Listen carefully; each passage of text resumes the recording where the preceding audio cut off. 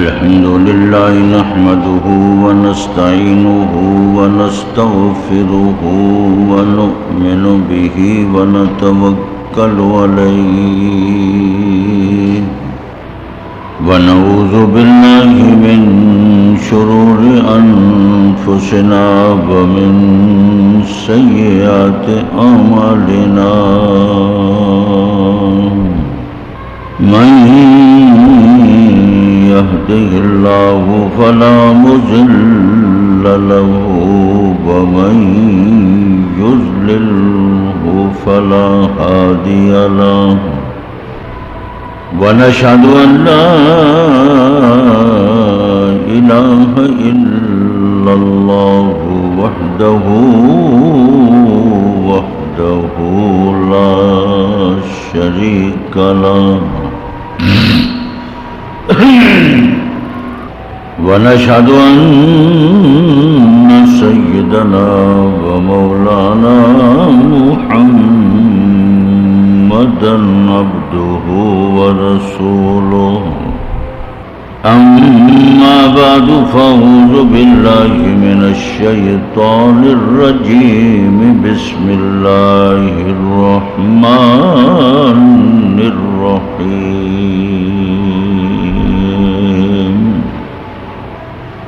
شهر رمضان الذي أنزل فيه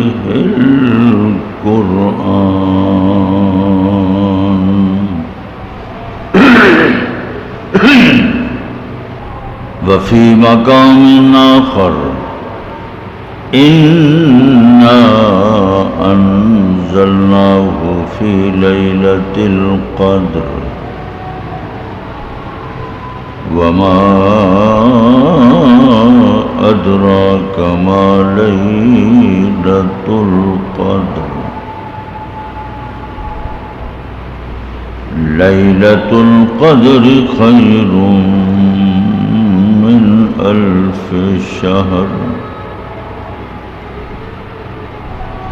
تنزل الملائكة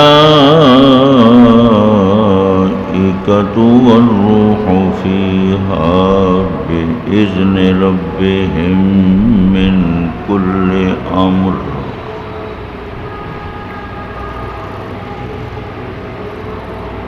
سلام هي حتى مطلع الفجر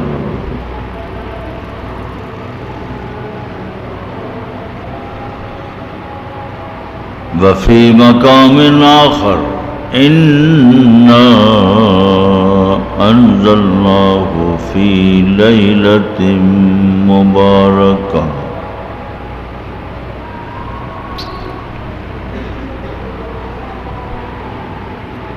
وفي مقام آخر يا أيها الذين آمنوا إذا نودي للصلاة من يوم الجمعة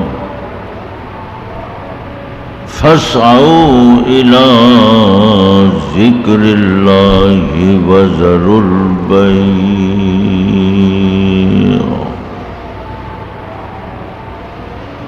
ذلكم خير لكم إن كنتم تعلمون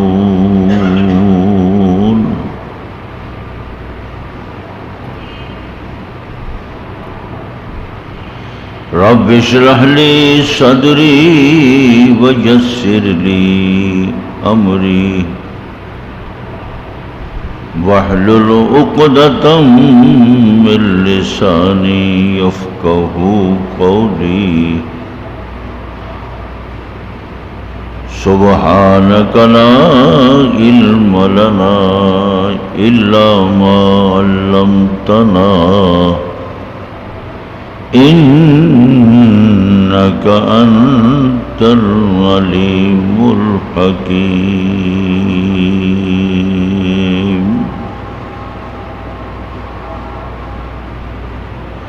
صدق الله مولانا العظيم وبلغنا رسوله النبي الكريم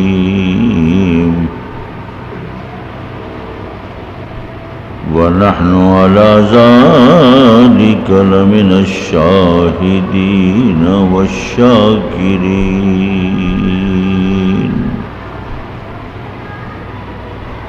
والحمد لله رب العالمين.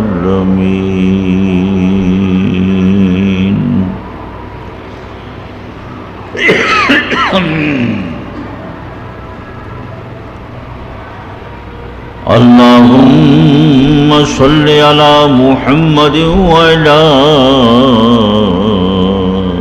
آل محمد كما صليت على إبراهيم وعلى آل إبراهيم إنك حميد مجيد. اللهم بارك على محمد وعلى آل محمد كما باركت على إبراهيم وعلى آل إبراهيم إنك حميد مجيد. اللهم صل على محمد النبي الأمي وآله وصحبه وسلم تسليما.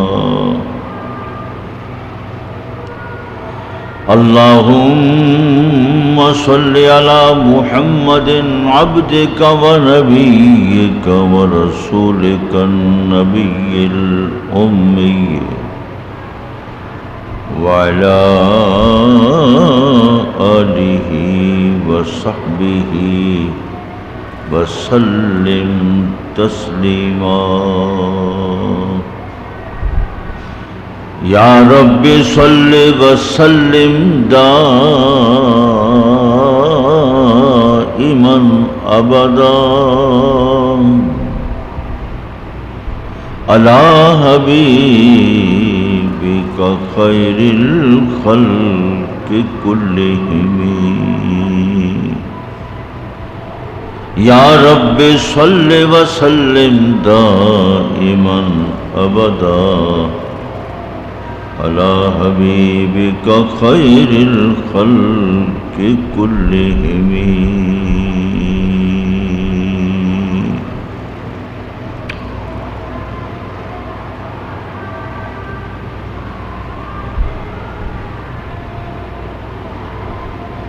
قابل صد احترام دوستو، عزیز بچوں،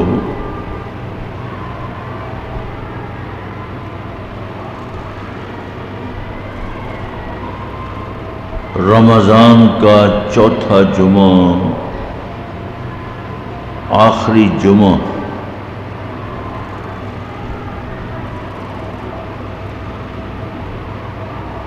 رمضان المبارک کے آخری جمعہ کو جمعۃ الوداع،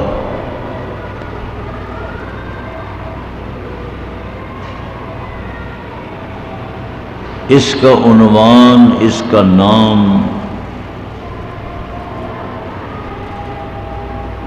سب لوگوں کے دل دماغ کے اندر کہ یہ جمعۃ الوداع ہے۔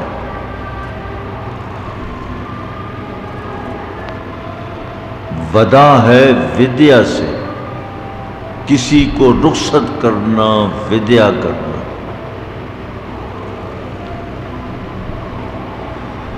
الوداع کا لفظ عربی زبان کا لفظ ہے۔ عرب کسی کو، کسی مہمان کو، آنے والے کو جب رخصت کرتے ہیں تو گھر سے نکل کر دروازے چند قدم آگے جاتے ہیں، ودیا کرتے ہیں، رخصت کرتے ہیں۔ ہمارے عرف کے اندر بھی، ہماری زبان، ہمارے محاورے میں، ہمارے معاشرے کے اندر بھی ہم سب کا معاشرتی عمل یہی ہے کہ مہمان کو جب رخصت کیے جاتا ہے تو پھر چند قدم اس کے ساتھ چلا جاتا ہے، اس کی عزت ہے، اکرام ہے۔ بڑے لوگ بھی ایسے اور چھوٹے بھی ایسے۔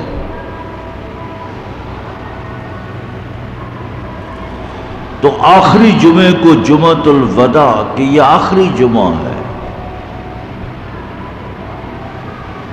جمعہ تو آئندہ بھی آنے والا ہے، 25 کو بھی، لیکن وہ جمعہ شوال کا جمعہ ہوگا، رمضان کا جمعہ نہیں ہوگا۔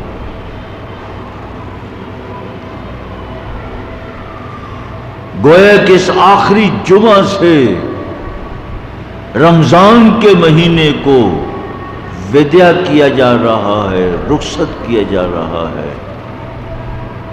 کب یہ مبارک مہینہ، مبارک ساعات اور مقبول صبح شام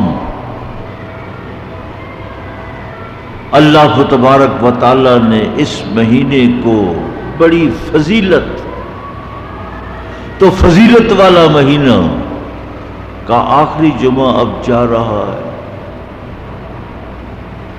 حدیث پاک میں کوئی ایسی مخصوص حدیث جمعۃ الوداع کے بارے میں منقول نہیں ہے۔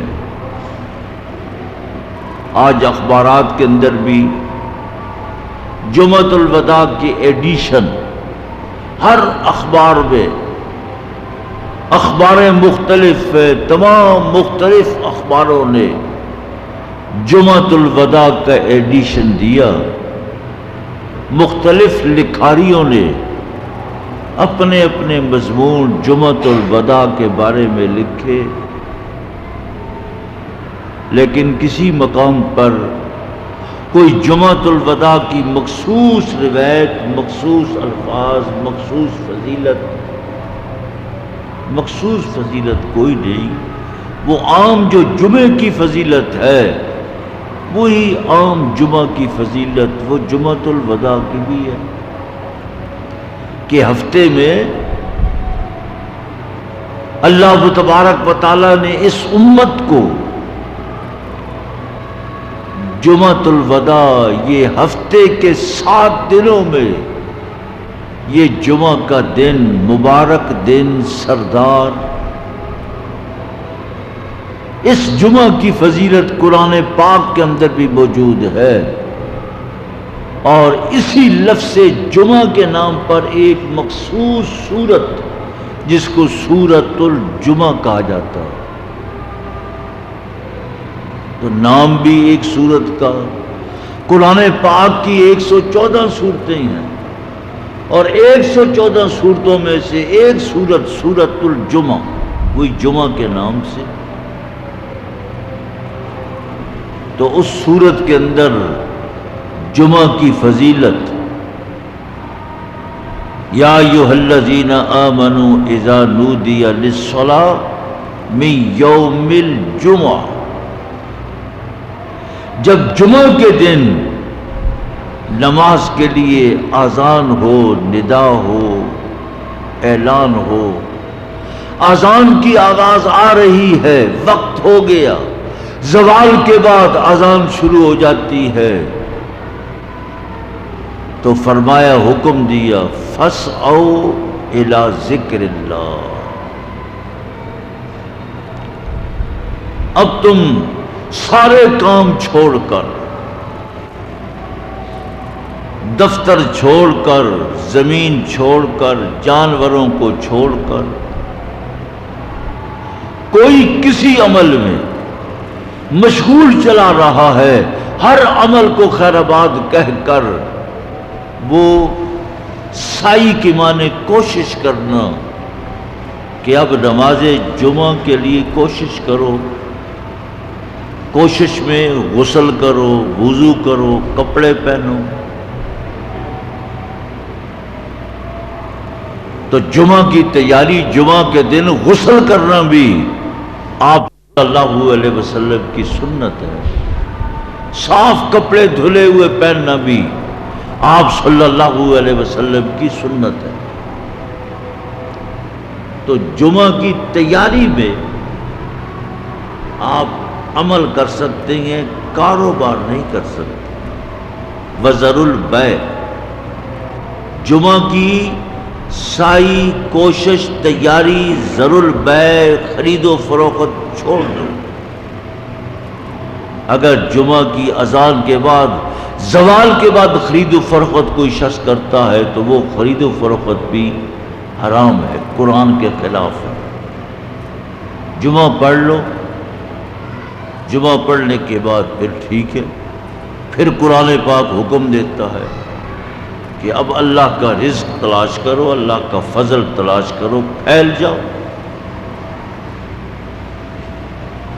پھر حکم ہے، کام کرنے کا حکم ہے کہ جاؤ اب کام کرو، روزی تلاش کرو۔ ہاں، اتنی بات علماء نے، مشائخ نے لکھی ہے کہ اگر کسی شہر کے اندر دریا ہے، کشتی پر لوگ جا رہے ہیں یا گاڑی میں، اس زمانے میں کشتیاں ہوتی تھیں، اب گاڑیاں ہیں، جمعہ پڑھنے کے لیے جا رہے ہیں، جا رہے تو جمعہ کی نیت سے، لیکن گاڑی میں بیٹھے بیٹھے، کشتی میں بیٹھے بیٹھے کوئی کاروبار کی بات ہو جائے تو وہ ناجائز کے زمرے میں نہیں آتی، صرف گفتگو ہے۔ گاڑی میں، کشتی میں کوئی مال نہیں دکھایا جا رہا، صرف گفتگو کی جا رہی ہے۔ تو اگر ایسی گفتگو ہو جائے تو وہ ناجائز نہیں۔ اس لیے جو عام جمعہ کی فضیلت ہے وہی فضیلت اس جمعۃ الوداع کی بھی ہے۔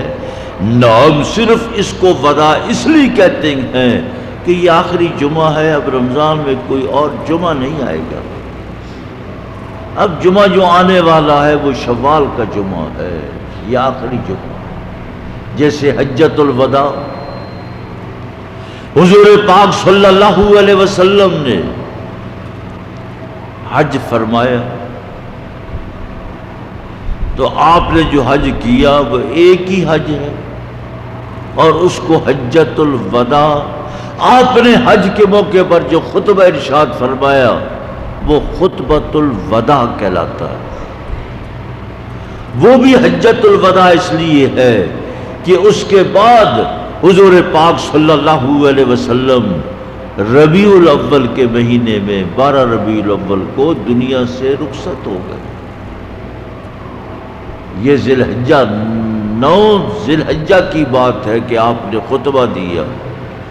ذی الحجہ کے بعد محرم، صفر، ربیع الاول آیا، 12 ربیع الاول کو آپ دنیا سے چلے گئے۔ اور محدثین نے، صحابہ نے آپ صلی اللہ علیہ وسلم کے حج کو حجۃ الوداع کا نام دیا کہ آپ نے اس حج کے ذریعے سے آپ ہم سے رخصت ہو گئے، آپ چلے گئے۔ خطبۃ الوداع یعنی وہ خطبہ بھی اتنے بڑے اجتماع میں حضور پاک صلی اللہ علیہ وسلم کا آخری خطبہ تھا۔ یہی جمعۃ الوداع ہے۔ جمعے کو جو فضیلت ہے آج کے جمعہ کو بھی وہی فضیلت ہے، لیکن رمضان کا مہینہ ہے تو رمضان کے مہینے میں وہی فرائض، اگر فرض جمعہ ایک پڑھیں گے تو غیر رمضان کے 70 فرائض، 70 جمعوں کے برابر ثواب ہے۔ تو یہ ایک جمعہ نہیں، اگلا جمعہ ہم پڑھیں گے تو وہی قرآن پاک کے قانون کے مطابق ایک جمعہ ہم نے پڑھا وہ 10 جمعوں کے برابر ہے۔ لیکن آج کا جمعہ، یہ 4 جمعے جو ہم نے رمضان میں ادا کیے، یہ ایک ایک جمعہ 70 جمعوں کے برابر اللہ کریم اپنی بارگاہ سے 70 جمعوں کا ثواب عطا فرمائے۔ اس لیے قرآن و سنت کے مطابق میں نے بات واضح کر دی ہے۔ آپ اخبارات دیکھیں، رسائل دینی دیکھیں، ایڈیشن سب نے شائع کیے، لیکن حدیث پاک دیکھیں، بخاری شریف دیکھیں، مسلم شریف دیکھیں، مشکات شریف دیکھیں۔ ہمارا درس حدیث چلتا ہے اس عنوان سے کہ جمعۃ الوداع کے عنوان سے کوئی مخصوص فضیلت نہیں، جو عام جمعے کی فضیلت ہے وہی فضیلت ہے بڑی بدبختی کہ آدمی رمضان کا آخری جمعہ بھی ادا نہ کر سکے۔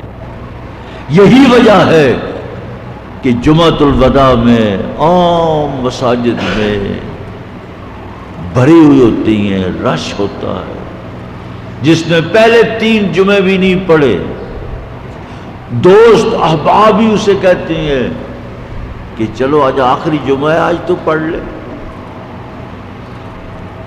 تو یہ آخری جمعہ ہے، فضیلت والا ہے۔ اللہ پاک سب مسلمانوں کو، نوجوانوں کو اللہ توفیق دے، گھر چھوڑیں، کام چھوڑیں تو مسجد کی طرف آئیں اور جمعہ ادا کریں۔ اللہ سب کو توفیق دے دے، آمین کہتے ہیں۔ ماشاءاللہ حدیث پاک میں آتا ہے کہ جناب رسول مقبول صلی اللہ علیہ وسلم نے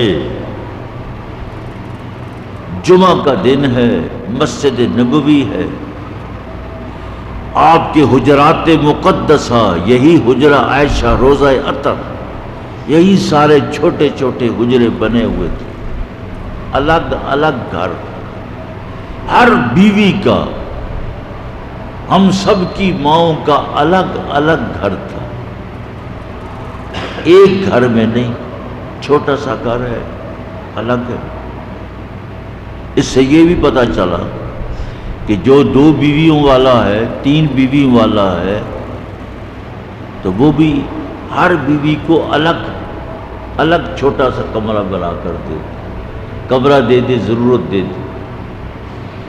یہ حضور پاک صلی اللہ علیہ وسلم کا عمل اور تمام احادیث میں، روایات میں موجود ہے۔ اس میں خیر بھی ہے، خوبی بھی ہے، کوئی لڑائی نہیں، کوئی جھگڑا نہیں۔ ازواج مطہرات حضور پاک صلی اللہ علیہ وسلم کے حرم میں ہوتے ہوئے بھی آپس میں جو بشری تقاضا ہے، انسانی تقاضا ہے، اس انسانی تقاضے کے اعتبار سے ازواج مطہرات میں بھی صحیح مسلم میں موجود ہے 2 گروہ تھے۔ حضرت سیدہ عائشہ صدیقہ رضی اللہ تعالیٰ عنہا کا گروہ الگ تھا، اور حضرت زینب بنت جحش رضی اللہ تعالیٰ عنہا کا گروہ الگ تھا۔ حضرت سیدہ زینب رضی اللہ تعالیٰ عنہا چونکہ آپ کی پھوپھی زاد بھی تھی، تو خاندانی ہے، تو ساری شادیاں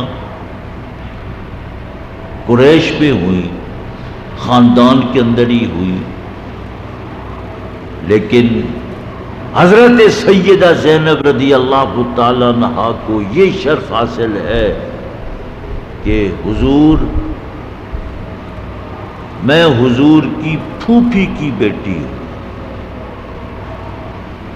تو ظاہر ہے کہ پھوپھی کی بیٹی ہونا اور آپ ماموں کے بیٹے ہیں، اس اعتبار سے حضرت زینب رضی اللہ تعالی عنہا کو بھی ایک مقام حاصل تھا۔ تو حجرات الگ الگ تھے۔ آپ حجرہ عائشہ سے نکلے، مسجد میں آئے، آگے ممبر تھا۔ حدیث پاک بھی آتا ہے کہ آپ نے پہلی سیڑھی، 3 سیڑھیاں ہوتی ہیں، ہمارے ممبر کی بھی 3 سیڑھیاں ہیں، یہ 3 حصے حضور پاک صلی اللہ علیہ وسلم کے ممبر مبارک کے تھے، جب پہلے درجے پر آپ نے قدم رکھا اعلیٰ درجۃ الاولی، تو آپ نے فرمایا آمین۔ جب دوسرے درجے پر قدم رکھا تو فرمایا آمین۔ جب تیسرے درجے پر قدم رکھا تو فرمایا آمین۔ حضور پاک صلی اللہ علیہ وسلم کا خلاف عادت، خلاف معمول، اس سے پہلے بھی صحابہ آپ کے پیچھے جمعہ ادا فرماتے تھے، آپ آتے رہے، ممبر پہ بیٹھتے تھے، واعظ دعوت ارشاد ہوتا تھا، لیکن کبھی بھی آپ نے ایسی صورت اختیار نہیں کی کہ آپ آمین آمین آمین عادت سے ہٹ کر، معمول سے ہٹ کر، اسوہ حسنہ سے ہٹ کر، الگ ہو کر آپ صلی اللہ علیہ وسلم کا آمین کہنا، صحابہ نے جو مسجد میں موجود تھے سب صحابہ نے حضور پاک صلی اللہ علیہ وسلم کی آواز سنی کہ آپ آمین آمین آمین کہہ رہے ہیں۔ آپ نے جو خطبہ ارشاد فرمانا تھا فرما دیا، نماز ہو گئی، سلام پھر گیا۔ نماز سے فارغ ہونے کے بعد حضور پاک صلی اللہ علیہ وسلم سے صحابہ نے آگے بڑھ کر پوچھا کہ حضور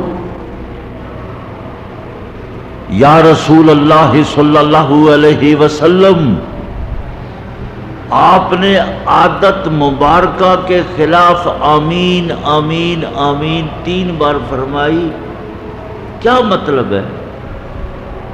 آمین کا لفظ تو وہاں بولا جاتا ہے جب کوئی دعا کر رہا ہو، کوئی بد دعا کر رہا ہو تو سننے والا آمین کہتا ہے۔ یہ اس 3 آمین کا مطلب کیا ہے؟ اللہ اکبر! دیکھیے صحابہ کرام رضوان اللہ علیہ مجمعین کتنے بلند برتر، کتنے بڑے لوگ تھے، حضور کے شاگرد تھے، آپ کے تلامذہ میں سے تھے۔ اگر وہ سوال نہ فرماتے بات ایسے ہی مجمل رہتی، مبہم رہتی۔ اس اجمال کی تفصیل، اس ابہام کو آپ نے اپنی زبان نبوت سے کھول دیا، فرمایا ہاں اس کا مطلب ہے۔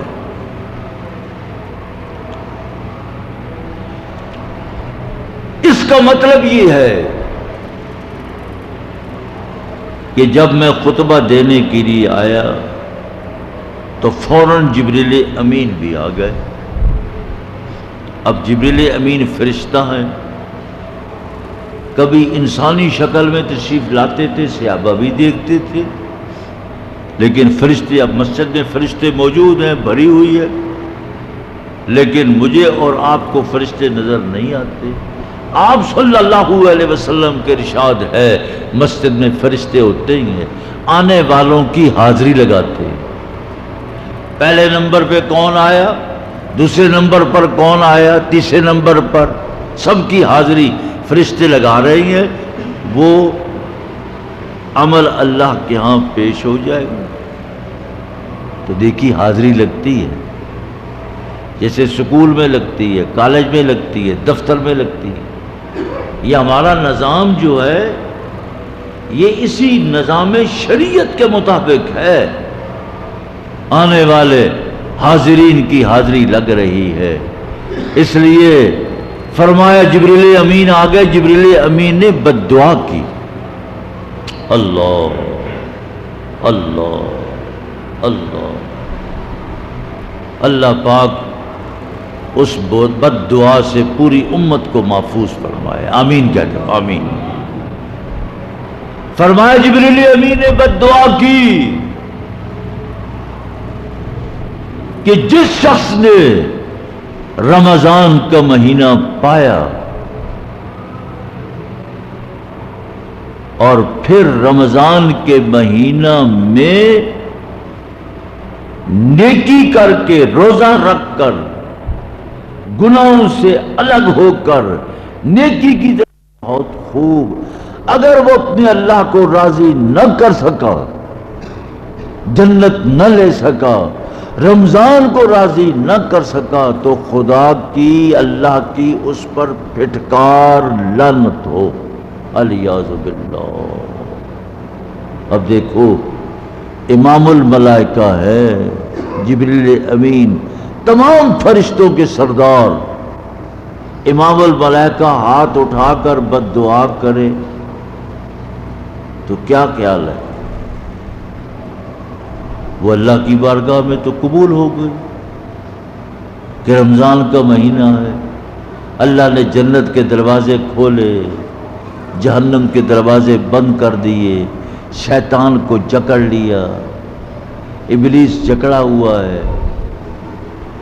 یہ سیزن ہی، موسم ہی نیکیوں کا، خدا کی رضا کا، یہ موسم ہی اللہ سے جنت لینے کا. جب اللہ نے جنت لینے کا موسم ہی بنا دیا، اور پھر ساتھ ہی 11 مہینے تک جنت کی حوریں، آپ کی جو جنت ہے، جو چلے گئے سو چلے گئے، جو دنیا میں اس وقت موجود ہیں، ان کی نیکیوں کی وجہ سے ان کی جنت بڑھتی چلی جا رہی ہے. حدیث پاک میں آتا ہے نا، سبحان اللہ آپ کہتے ہیں ایک بار تو اللہ پاک ایک درخت لگا دیتا ہے جنت میں، اتنا بڑا سایہ کہ 80 سال تک آپ چلتے رہیں گے، اس کا سایہ ختم نہیں ہوگا. سبحان اللہ. اللہ تو 11 مہینے تک جنت کی حوروں نے آپ کی جنت کو سجایا، ہر چیز کو سلیقے کے ساتھ اپنے اپنے مقام پر رکھا، سلیقے کے ساتھ. دیکھو لو سجی ہوئی تو جگہ، کمرہ سجا ہوا ہے، مسجد ٹھیک ٹھاک سجی ہوئی ہے تو وہ اچھی لگتی ہے، بھلی لگتی ہے. آنے والا مہمان جب بیٹھتا ہے گھر میں آ کر، سجی ہوئی جگہ ہے، ہر چیز اپنے اپنے مقام پر پڑی ہوئی ہے تو اچھی لگتی ہے، خوبصورت لگتی ہے، بھلی لگتی ہے. کسی نے اچھا لباس پہنا ہوا ہے لیکن بٹن کھلے ہوئے ہیں اور یہ بازو کھلے ہوئے، کوئی ادھر جا رہا ہے کوئی ادھر جا رہا ہے، تو بھائی اتنا اچھا لباس ہے لیکن پہننے کا سلیقہ ہی نہیں ہے. تو قرآن پاک کہتا ہے ہم نے آسمان سے تمہارے لیے لباس نازل کیا، علیکم لباسا یواری سوآتکم وریشا. لباس وہ لباس کہلائے گا جو تمہارے سطر کو بھی ڈھانپے. وریشا، ریش کے معنی زینت، اس میں زینت بھی ہے. دیکھو لباس میں الناسو، عربی کا محاورہ ہے الناسو باللباس. انسان کی شخصیت کب نکھرتی ہے؟ جب اس کا لباس اعلیٰ ہو، اچھا لباس ہو.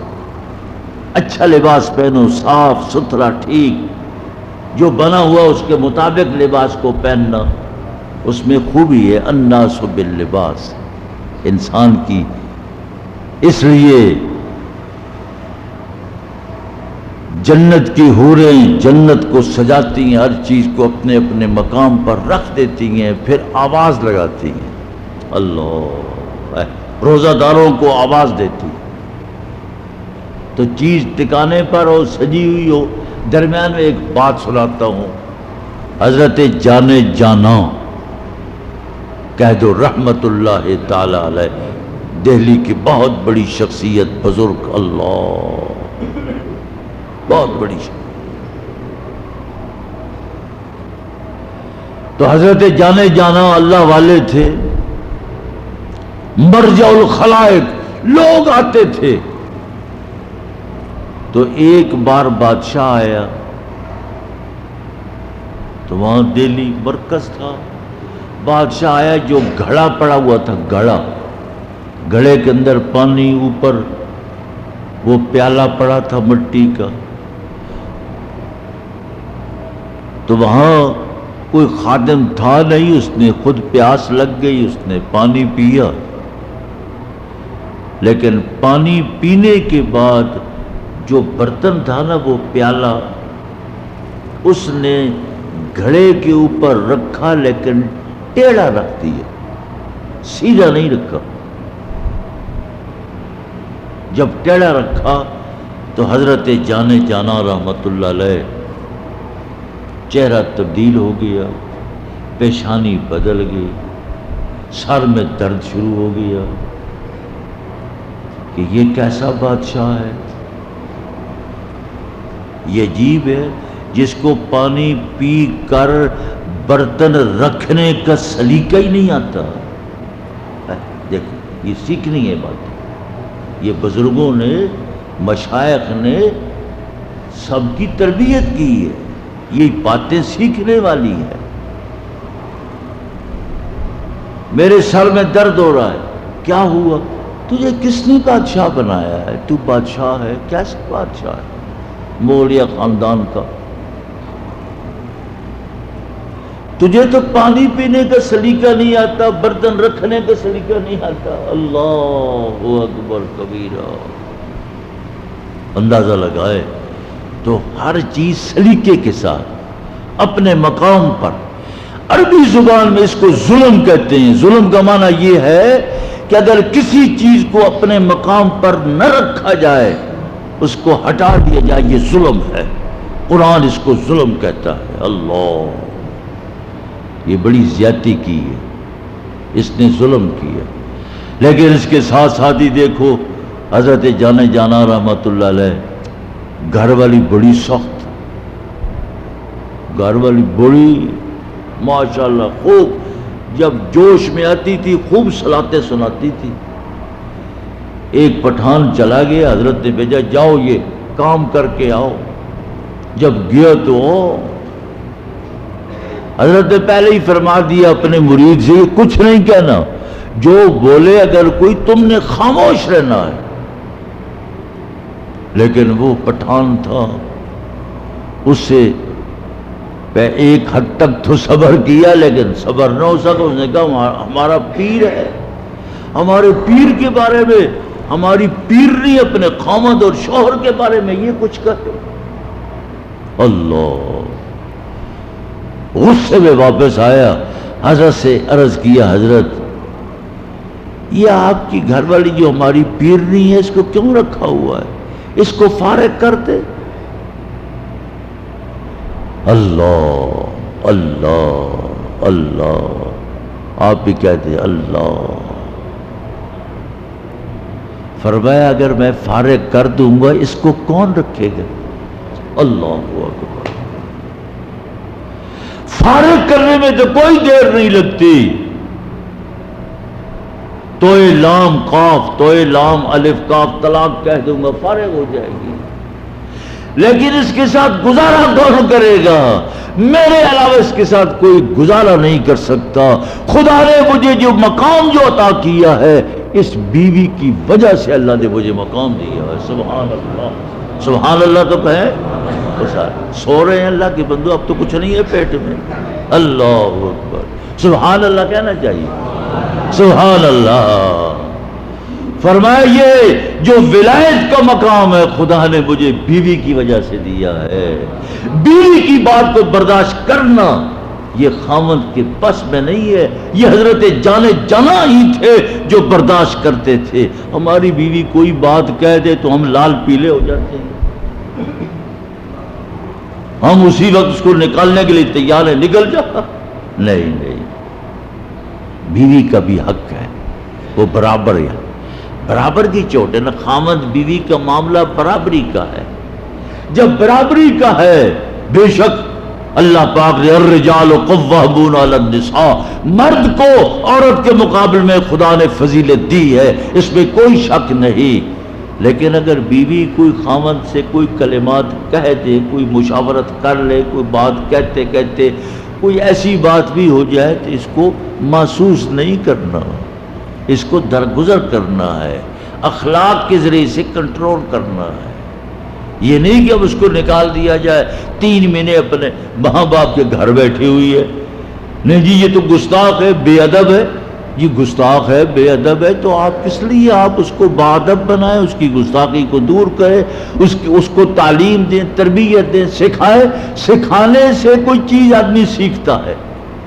تو حضرت جانا رحمت اللہ علیہ کی گھر والی، اللہ، ایک بار حضرت گھر تشریف لے گئے، بیوی نے کہا، وہی بیوی، تو بڑا ولی بنا پھرتا ہے؟ میں ولی ہوں، بڑے تیرے مرید آتے ہیں، دور دور سے آتے ہیں، تو ولی تو میں نے آج دیکھا، یہاں میں نے دیکھا ولی اڑ رہا تھا۔ اللہ، ولی ہوا میں اڑ رہا تھا۔ تھوڑی دیر گزری تو حضرت نے فرمایا، پتہ بھی ہے کہ وہ کون تھا؟ وہ میں ہی تو تھا نا۔ اللہ اکبر، وہ میں ہی تھا جو اڑ رہا تھا۔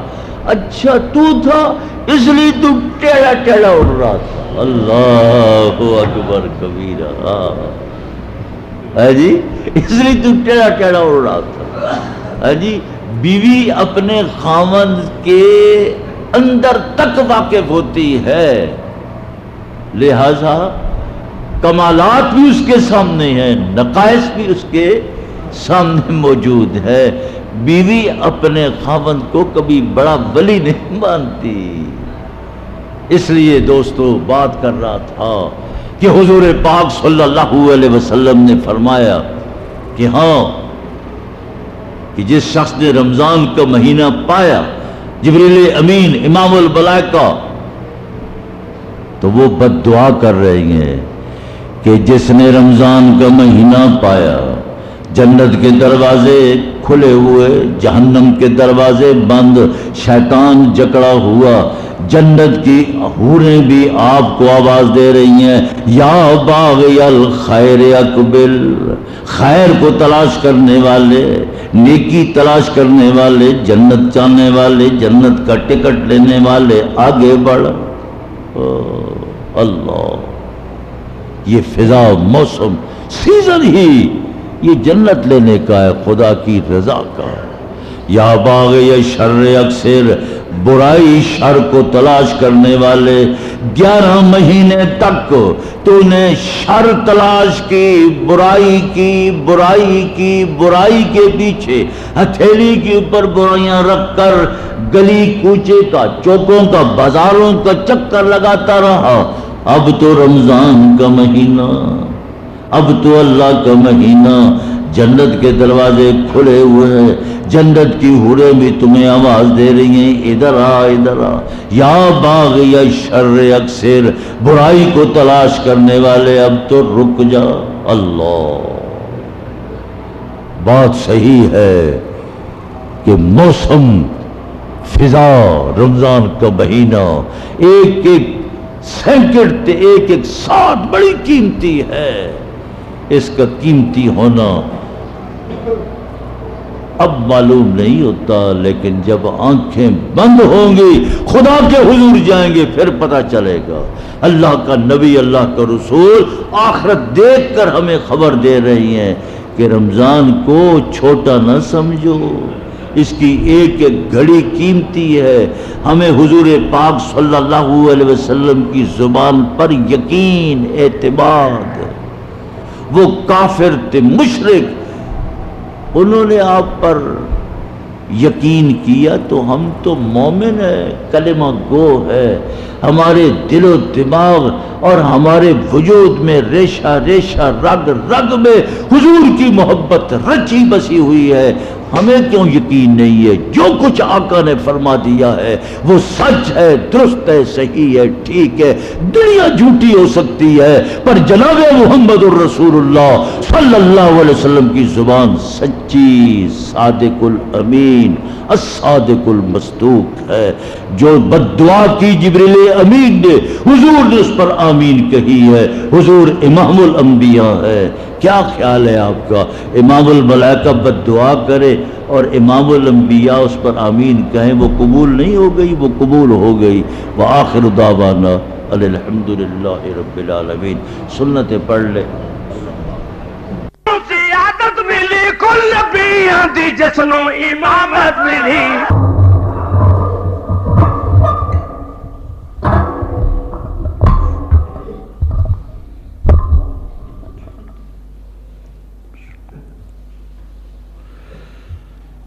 الحمد للہ وحدہ والصلاة والسلام علی من لا نبی بعد اما بعد فاعوذ باللہ من الشیطان الرجیم بسم اللہ الرحمن الرحیم